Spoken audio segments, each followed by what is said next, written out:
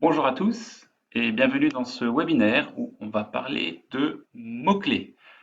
Alors, je me présente très rapidement, Jean Yéclé, j'ai 40 ans, je suis freelance en marketing digital et formateur et coach à mes heures. Je vous ai mis les liens vers l'ensemble de mes réseaux sociaux, donc n'hésitez pas, même si a posteriori vous avez des questions à me poser, j'y répondrai très volontiers. Contactez-moi via LinkedIn, en général je suis un petit peu plus réactif sur ce réseau social-là. Alors, avant tout, petite légère introduction. Alors, à qui s'adresse cette présentation? Il s'adresse à la fois aux SEO, aux gens qui font de la publicité en ligne, mais également aux rédacteurs, hein, qu'on a tendance à omettre. Alors, ce que je vais vous indiquer là comme source de données, vous attendez pas à des miracles, hein, et il y en a juste une qui sort un petit peu du lot parce elle est pas encore très connue. Pour le reste, il est vrai que ce sont des sources qui sont déjà très connues, des gens qui font ça depuis des années. Par contre, si vous êtes débutant, que vous avez pas encore, que vous travaillez pas dans des grosses entreprises, dans des équipes, que vous êtes un peu seul de votre côté, que vous avez besoin de sources d'inspiration pour trouver des mots-clés, cette conférence est faite pour vous. Alors, avant tout, qu'est-ce qu'un mot-clé? Parce que c'est un terme qu'on utilise et qu'on galvaude un petit peu de nos jours. Alors, un mot-clé, alors j'ai repris les définitions du Larousse. C'est un mot essentiel d'une phrase, d'un vers, d'un texte, voilà, d'une source quelconque, d'un sujet de rédaction ou de dissertation. Donc là, ce qu'il faut retenir, c'est le mot essentiel. Voilà. La deuxième définition qu'on peut trouver, c'est un mot associé à un contenu qui, une fois indexé, donc ça c'est ce qui nous concerne, en SEO du moins, permet d'identifier un article dans un fichier. Donc le mot-clé fait plutôt référence ici quasiment à la thématique. Si on a compris de quoi il s'agit, c'est que le mot-clé de la thématique correspond globalement au mot-clé. Moi, j'aurais plutôt tendance à parler de requête, ça va à un niveau un petit peu plus au-dessus, parce que la requête, c'est ce qui est saisi par l'internaute dans le moteur de recherche. Et typiquement, c'est ce qu'on voit apparaître dans nos statistiques au travers des outils de Google, dans Google Analytics ou la Search Console, ce sont des requêtes que l'on voit. Voilà. Donc ça, on est au niveau un petit peu au-dessus, sachant qu'une requête, elle peut avoir un mot ou plusieurs mots, quoi. On parle à ce moment-là de longue traîne. Le niveau encore plus au-dessus, qui là est, on le verra plus tard dans ma prochaine intervention où je vais parler des annonces, on va plutôt parler de l'intention de recherche. C'est-à-dire qu'à partir du moment où un internaute a saisi une requête, c'est qui quelque part dans sa tête, il espère pouvoir trouver l'information ou le bon site web qui va répondre à ses attentes. Donc là, on parle vraiment d'intention de recherche. Donc là, il faut vraiment se mettre à la place de l'internaute, il faut rentrer dans sa tête et se dire, tiens, qu'est-ce qu'il espère trouver quand il saisit cette requête-là? C'est pas toujours évident parce que parfois les requêtes, elles sont un petit peu courtes et on se rapproche en effet d'une notion de mot-clé. Mais pour des requêtes qui sont un petit peu plus construites, voilà, on arrive à peu près, je dis bien à peu près, à se mettre à sa place et à dire, bah tiens, finalement, l'intention de recherche, c'est ça. Il cherche plutôt de l'information que d'acheter quelque chose, par exemple. Alors moi, je vais parler de mots-clés. Pourquoi? Parce que c'est plus simple à dire, hein. L'être humain étant fainéant par nature, hein, je plaisante, mais mots-clés, c'est juste un raccourci. Dites-vous bien que par derrière, bien entendu, il y a la notion de requête et d'intention de recherche, mais j'ai employé le terme mot-clé, c'est plus rapide. Donc en SEO, pourquoi est-ce qu'on utilise des mots-clés? Ben voilà, très souvent on nous demande en SEO, faites une analyse de mon site, pardon, faites-moi un audit de positionnement. Très souvent on se base sur des mots-clés, sur les mots-clés des concurrents. Voilà, avoir quelques stats par rapport à ça.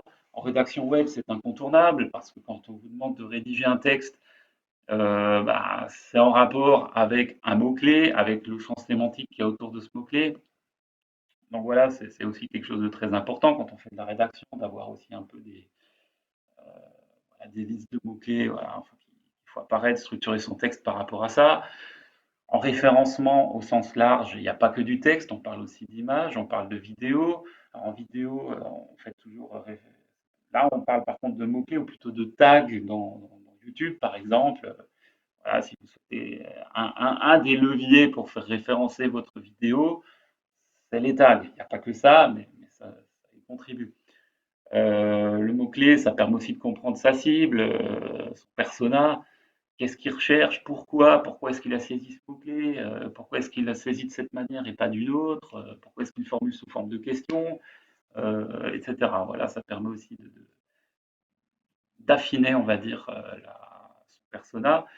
Et bien entendu, le but ultime, bah, c'est d'offrir à votre persona, à votre cible, bah, ce qu'elle cherche, hein. Donc là, on est vraiment dans l'analyse de l'intention. En SEA, en quoi c'est important? Bon, je parle ici des Google Ads parce que forcément, c'est le moyen, le levier le plus direct, hein, vous l'aurez compris. Bon, les Google Ads sont construits à partir d'une liste de mots-clés, hein. C'est la requête qui fait foi, hein. Dans la rédaction des ads, c'est également un poids non négligeable. On parle souvent de critères de qualité dans Google. Ben voilà, ben, si vous voulez avoir une bonne note, parce qu'en plus ça marche vraiment sur un système de notation très scolaire dans les Google Ads, ben, il faut que votre liste de mots-clés soit raccord avec la rédaction de vos ads et soit raccord avec votre landing page.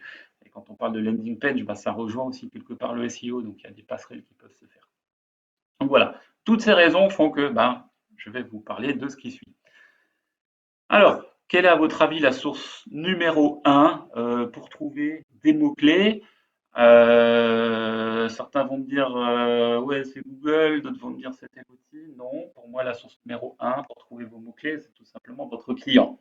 Alors, si vous êtes freelance, vous êtes en contact direct avec votre client. Si vous n'êtes pas freelance et que vous n'êtes que quelque part un prestataire dans une entreprise, c'est un petit peu plus compliqué. Mais bon, il faut avoir un contact quelque part avec le client et ça demande. Pourquoi? Bah, premièrement, c'est le seul qui est à connaître son offre. Sur le bout des doigts, il connaît son produit ou le service qu'il souhaite vendre. Euh, et c'est le seul qui est capable d'en parler aussi bien et qui a le pouvoir vraiment de vous dire comment il s'adresse à ses clients. Et c'est le mot comment qui, pour moi, compte également. Parce qu'on a beau dire, si on vous demande maintenant de rédiger un truc sur un texte sur, je sais pas moi, sur les assurances, ben vous allez probablement rester quelque part très générique parce que vous ne saurez pas exactement, même en connaissant la cible, vous ne saurez pas exactement de quelle manière la personne s'adresse déjà à ses propres clients. Alors qu'il faut quand même garder un certain fil rouge. Il faut vraiment arriver à comprendre son discours et que ce discours, vous soyez capable de le retranscrire. Mais rien que le fait d'écouter la personne parler de son produit, eh ben, vous allez déjà être capable de tirer de son propre discours à lui des phrases clés, des mots-clés auxquels vous n'auriez pas pensé, ou des pistes simplement de recherche pour pouvoir étoffer euh, vos, euh, votre liste de mots-clés. Donc, bien qu'elle ait au bout de temps parler, c'est ce que je dis là, voilà, je viens de le dire, hein, vous arrivez à identifier des mots-clés directeurs, voilà, j'appelle ça des mots-clés directeurs, sans compter le ton et le style utilisé dans son langage. La source numéro 2, alors ça c'est une source que moi j'affectionne assez et qui est probablement sous-estimée, c'est la doc papier. Pourquoi? En fait, ça se voit pas trop chez les entrepreneurs individuels, mais à partir du moment où votre client c'est une grande entreprise, ou du moins un organisme qui dépend d'un autre organisme au-dessus de lui, vous avez de la doc papier à foison. Vous avez des PDF en ligne, vous avez des prospectus, vous avez des flyers. Il y a encore beaucoup d'entreprises qui font de la distribution en boîte aux lettres, il ne faut pas négliger ça. Vous avez la publicité dans les journaux, vous avez les rapports d'activité, vous avez les articles dans les revues spécialisées. Ça, c'est une bonne piste, là, les articles dans les revues spécialisées. Tout ça, c'est génial. Pourquoi? Parce que très souvent, ces flyers et ces publicités papier, elles sont actuelles. Vous avez rarement de la publicité qui date d'il y a 3 ans. Donc, c'est actuel. Donc, quelque part, vous êtes à jour. Les articles dans les revues spécialisées, pareil, vous en achetez un ou deux, vous regardez un petit peu ce qui se dit. C'est hallucinant ce qu'on peut trouver dans la presse papier comme source de mots-clés. C'est un truc de dingue. Honnêtement, j'avais sous-estimé ça à une époque, mais maintenant, je passe forcément par ça. Limite, je demande à mon client de me les fournir, comme ça, je ne les paye pas, hein, mais pas que je sois radin, mais voilà, un sou est un sou. Donc voilà, ça, c'est vraiment pour moi quelque chose. Et en plus, en vous accaparant ces textes-là, vous voyez aussi un petit peu le discours qui est employé. le métalangage qui est utilisé. Alors, quand je dis métalangage, ça veut dire toute cette manière de parler un petit peu spécialisée que vous n'avez pas parce que vous n'êtes pas dans le métier même. Et pourtant, on vous demande de rédiger en conséquence. Bah voilà, c'est autant de sources d'inspiration pour aller un petit peu plus loin. Alors, numéro 3, bon voilà, il n'y a pas photo, hein, ce sont toutes les sources digitales. Alors, je vais commencer à parler par des sources digitales gratuites. Alors, il y en a les premières, bon, je vais les citer, vous les connaissez forcément, mais si j'en avais pas parlé, bah, vous m'auriez dit, mais pourquoi tu n'en as pas parlé? Le premier, bah, c'est Google Ads, forcément, parce que dans Google Ads, vous avez un outil gratuit qui est le Keyword Planner. Alors, même si vous ne faites pas des Google Ads, hein, vous qui êtes rédacteur, par exemple, inscrivez-vous, ouvrez un compte Google Ads et vous aurez accès au Keyword Planner. Hein, ça coûte rien, c'est entièrement gratuit. En fait, c'est quoi? Bah, c'est un outil qui vous permet de saisir, vous tapez un mot-clé. En fait, vous voyez tout un historique et plein de mots-clés qui s'y rattachent et qui sont en rapport avec ça. Alors ça, c'est surtout bon. L'avantage de ça, voilà, c'est que Google, ben voilà, il a tellement de données hein, depuis qu'il existe, qu'il est capable de vous sortir des listes assez étoffées. Bon, après, il y a un petit travail de tri. Et le problème, c'est que les données, moi, j'ai un certain doute sur leur actualisation parce que, à mon avis, sur certains sujets, ce qui ressort, ça date un peu. Donc, c'est pas forcément actuel. Et tout le monde l'utilise aussi. Donc, en termes de concurrence, pour de la publicité, c'est pas la panacée. Autre source dans Google Ads, ce sont des précédentes campagnes, si elles sont existantes. Bah, vous voyez déjà d'une part les mots-clés qui ont été inclus, exclus, mais également vous avez des statistiques sur les requêtes saisies par les internautes avant d'arriver et avant de cliquer sur les annonces qui figurent. Troisième levier dans Google Ads, c'est celui que moi je préfère parce que ça vous garantit une certaine fraîcheur des données, bah, c'est de réaliser une petite campagne test. Pas besoin d'un budget énorme, hein. 10-20 euros, vous faites une campagne bidon, mais au moins ça vous permet de récupérer des requêtes fraîches qui sont saisies par les internautes et vous avez des données quasiment en temps réel. Pas besoin de faire des campagnes très longues, hein. Sur des requêtes un peu génériques, vous pouvez avoir des données en 48 heures et c'est pas négligeable. Sur des requêtes un petit peu plus fines, ça prend un peu plus de temps, mais allez, globalement, allez, en une semaine, vous avez quelque chose d'un petit peu consistant. Voilà. Deuxième source de données, Google Analytics et la Search Console. Donc, je vous ai mis les captures d'écran pour ceux qui ne connaissent pas. Donc, dans Analytics, vous allez dans le menu de gauche, Acquisition, Search Console et l'onglet qui s'appelle Requête. Et dans la Search Console, directement, bah, vous avez, c'est écrit explicitement, résultats de recherche. Euh, Avantage de l'un et de l'autre, je trouve que la Search Console est un peu plus riche pour la simple et bonne raison qu'il vous affiche même les requêtes pour lesquelles vous n'avez pas eu de clic, mais uniquement des impressions. Alors même que vous soyez en page 1 ou en page 100, on s'en fout, vous avez la requête qui s'affiche. Donc ça, c'est une très bonne source, surtout si le site internet a déjà un certain historique. Donc après, voilà, vous pouvez faire des recherches sur un mois, 6 mois, un an, peu importe. C'est pas mal. Ça peut être assez intéressant. Ensuite, vous avez tout ce qui est Google Suggest et les variantes. Pour ceux qui ne savent pas, Google Suggest, c'est quoi? Vous savez, quand vous êtes dans Google FR, par exemple, vous commencez à taper quelque chose, vous avez des suggestions qui apparaissent en dessous. Le problème, c'est que ces suggestions, je crois que c'est 10 maximum qui s'affichent. Or, des suggestions, il y en a des dizaines, des centaines. Alors, comment faire pour les capter l'ensemble de ces suggestions par rapport à un mot-clé? Il y a un mot-clé, il y a un outil en ligne pardon, qui s'appelle Keyword Cheater. Euh, qui va vous livrer ça de manière très brute. Alors, bon, l'avantage, c'est que vous en avez des milliers. L'interface est très moche. Attention, c'est un listing complet qu'il faut retravailler parce que bon, il y a tout qui sort, hein, même des marques. Donc là, je vous invite à les retirer. Mais c'est un début, c'est pas mal. Moi, je l'utilise beaucoup quand j'ai pas beaucoup d'autres informations à ma disposition et que je dois quand même lancer des campagnes. Ça me permet déjà d'avoir un petit vivier de mots-clés qui n'est pas inintéressant. Bon, il y a un travail de tri à faire, mais c'est bien. Je vous invite à aller voir. Je mets le lien ici dans la présentation. Même vous tapez Keyword Shooter dans Google, vous tombez tout de suite dessus. L'interface, elle est très moche, hein, mais ça fonctionne.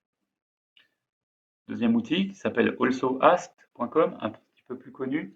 En gros, ça marche pas toujours, hein, il est encore en version alpha, mais en gros, vous saisissez un mot-clé, vous choisissez la langue et le moteur de recherche et ça va vous générer un certain nombre de questions relatifs aux mots-clés que vous avez saisis. C'est pas la panacée, hein, parce que c'est pas un vrai truc, c'est quelque chose qui est préfabriqué, mais En gros, c'est pas mal et ça peut vous ouvrir des pistes. Moi, je l'utilise notamment quand je dois rédiger quand je dois essayer de structurer une page de contenu qui est travaillé. Ça me donne des indications sur des questions que je peux après regrouper.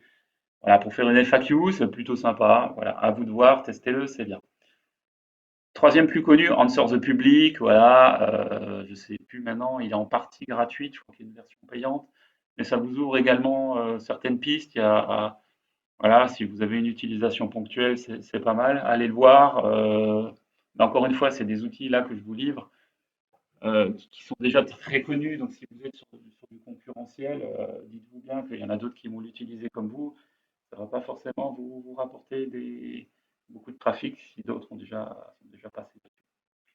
Ensuite, je vais évoquer quelques sources digitales payantes.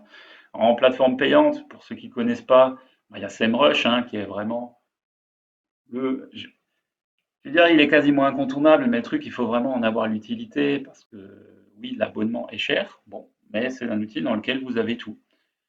La recherche de mots-clés, analyse concurrentielle, vous pouvez même programmer des posts sur des réseaux sociaux, énormément de choses. Ça offre beaucoup plus souvent que le besoin qu'on a.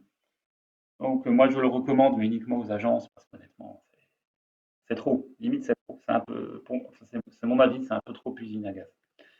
Ahrefs qui est pas mal, qui est un peu plus vraiment targeté aussi sur les mots-clés. Encore une fois, attention à la fraîcheur des données.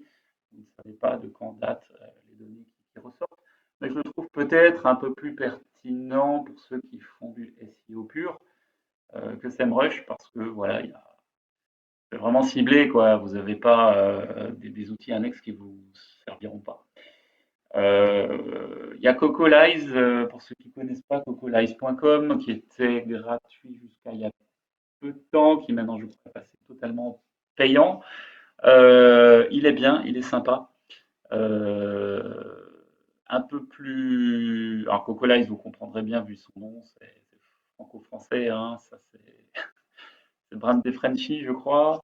Vous le donc pareil, ça part d'une requête de recherche, vous avez de l'analyse concurrentielle, des statistiques sur le positionnement et tout. C'est un bon intermédiaire, il est plutôt pas mal. J'utilisais à une époque, je l'utilise plus. Je suis passé maintenant sur Explorer, donc là je vous mets le lien. Pareil, entreprise française, je ne sais plus si c'est Paris ou de Lyon. Ouais, j'ai un doute. Mais très bien, le support est très réactif. C'est celui que moi j'utilise. L'avantage, c'est qu'il n'est pas très cher. Il y a la version à l'année, une version qui est à 79 € hors taxe. Donc honnêtement, c'est pas cher du tout. C'est celle que moi j'utilise et ça me suffit pour les petits clients, pour les petits clients que j'ai même pour les clients un peu plus costauds, parce que ça vous fait de l'analyse sur le SEO, mais également sur les SIA. Vous avez des données concurrentielles sur les mots-clés payants. Et ça, c'est ce que j'affectionne particulièrement. Autant les données SEO, je veux dire, c'est les mêmes partout, mais sur le payant, on ne les a pas toujours. Et là, c'est vrai qu'on a des données concurrentielles, on peut même avoir si vous prenez des versions payantes un petit peu plus hautes, mais c'est même pas tellement cher, hein, franchement, comparé aux autres.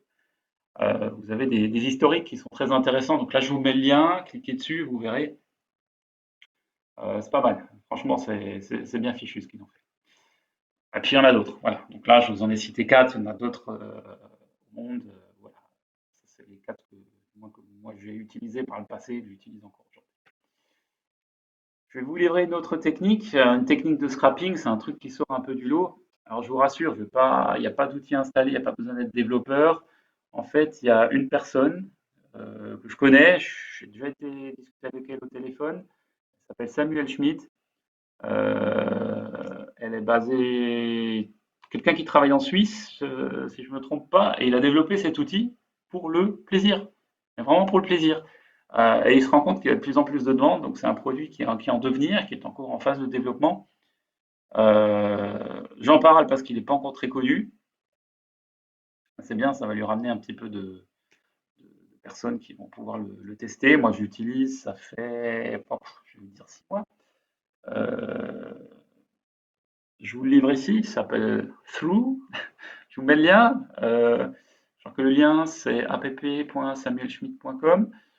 Euh, alors, en gros, bon, je ne vais pas vous faire la démo là, vous irez voir, c'est très simple. Vous tapez un mot-clé, vous avez plusieurs critères de recherche, le pays, le moteur de recherche, la langue, vous choisissez desktop ou mobile, et en gros, ça va vous scraper la SERP, tous les résultats de recherche de Google par rapport à la requête ou le mot-clé que vous avez saisi. Donc c'est du temps réel. Et quand je dis scraper, ça ne va pas vous sortir que la page de résultats. C'est-à-dire que vous allez pouvoir récupérer toutes les métadonnées, les titres, les descriptions, les H1, les H2, je vais vous dire H3, mais j'en suis pas sûr. Ça va vous scraper également les annonces qui s'affichent pour le mot-clé que vous avez saisi. Et vous êtes capable, en plus, de l'exporter dans un fichier Excel. Et là, c'est carrément énorme parce que vous avez directement les données de la SERP dans un fichier Excel en 2 clics, quoi. Et pour l'instant, cet outil est encore gratuit et je trouve ça carrément énorme. Alors, bon, le problème, c'est que vous ne pouvez pas encore l'automatiser pour X requêtes, mais pour 2, 3 ou une dizaine, ça fonctionne. Alors attention, si vous êtes à plusieurs, ça peut planter parce qu'encore une fois, c'est un gars qui l'a développé lui-même, sur un propre serveur qu'il finance lui-même, donc il n'a pas pris non plus un truc de malade, mais ça tourne et ça fonctionne. Moi, je l'utilise pour créer mes annonces, tout simplement parce que voilà, quand on scrape la SERP, on se rend compte que on regarde un peu les concurrents, qu'est-ce qu'ils mettent, et puis bah, ça vous donne aussi des pistes pour pouvoir rédiger vos annonces. Très clairement, si sur telle requête, vous voyez qu'en SEO, il y a telle ou telle chose qui ressort, bah, vous vous dites, ah bah tiens, si sur telle requête, il y a le SEO qui ressort, mais que j'ai pas de, il y a personne qui sort encore au niveau de campagnes payantes, bah, moi je peux me positionner dessus. Et c'est très simple en plus de reprendre les intitulés ou les titres qui sont pris dans les pages web des concurrents. C'est ça qui est fou. Donc en fait, vous pouvez reprendre des styles, des titres, des manières. Enfin, c'est carrément énorme. Enfin, comme source d'inspiration pour trouver des idées, je trouve ça génial. Enfin, moi, je fais vous aurez compris, plus de campagnes publicitaires que de SEO. Je fais du SEO parce que voilà, c'est un peu, il y a un travail de fond qui est toujours nécessaire. Je ne me dis pas SEO, voilà, c'est ça la chose que je veux dire. Mais voilà, j'en fais, mais voilà, en utilisant cet outil-là, vous êtes capable de faire de l'analyse concurrentielle en temps réel sans investir dans un outil. Donc ça, je le conseille vivement à des débutants ou à des gens qui n'ont pas envie de dépenser de l'argent. Ils se disent, voilà, pour des petits clients, je suis capable de sortir des données et voilà, vous le faites une fois par jour, une fois tous les semaines, et puis vous avez même une analyse encore plus fine parce que voilà, vous voyez quasiment en temps réel l'évolution des positions sur une requête. Donc voilà, ok. Donc vous aurez compris, c'est un outil que j'adore, que je vais continuer à utiliser, donc go, allez-y. Voilà, merci pour votre attention. Donc encore une fois, si vous avez des questions, si vous souhaitez me contacter, voici tous mes réseaux sociaux. Alors là, je vous ai mis Facebook, il y a YouTube, il y a Instagram, il y a Twitter. Donc vous tapez SEO, SEA Expertise dans Google, vous aurez normalement accès à tout ça. Je suis sur LinkedIn. Alors, sur LinkedIn, vous pouvez me trouver. Vous tapez SEO, SEA Expertise, vous me trouvez très facilement. J'ai des comptes, j'ai des pages entreprises. Abonnez-vous, abonnez-vous à ma chaîne.